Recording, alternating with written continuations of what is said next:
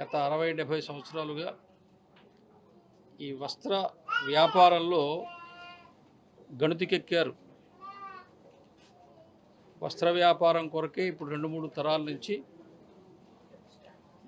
వ్యాపారం చేయడమే కాకుండా అందులో అందివేశన చేయగా ప్రధానంగా వ్యాపారానికి కావాల్సింది విశ్వసనీయత. ఆ విశ్వసనీయతని సంపాదించుకున్నారు. వ్యాపారం యొక్క విస్తరణకు కానీ ఎదుగుదలకు కానీ ప్రధానంగా ఉపయోగపడేది విశ్వాసమే, విశ్వసనీయత. కాబట్టి గత 60-70 సంవత్సరాలుగా ఎక్కడో నెల్లూరు చిన్న బజార్లో Rajyalakshmi hall, new Rajyalakshmi hall అని చెప్పి ప్రారంభించి అక్కడి నుంచి నెమ్మదిగా వినియోగదారుల ఒక ప్రపంచంలాగా తయారు చేసుకున్నారు.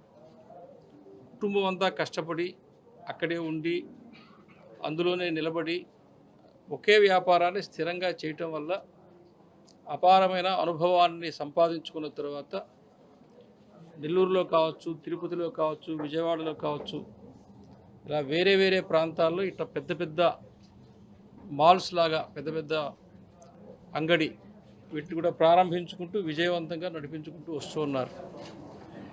భయా వాసు గారు కావచ్చు, వాళ్ళ సోదరులు వాళ్ళ రవి గారు కావచ్చు, మిగతా కుటుంబీకులు. వ్యాపారం అనేది ఒక అంశం మాత్రమే. వాళ్ళ కుటుంబము మిగతా అందరితో ఉండేటువంటి సౌహార్ద్రత, స్నేహశీలత, వాటి వలన వాళ్ళు మంచి ఒక పేరు సంపాదించుకున్నారు, ప్రతిష్ట సంపాదించుకున్నారు.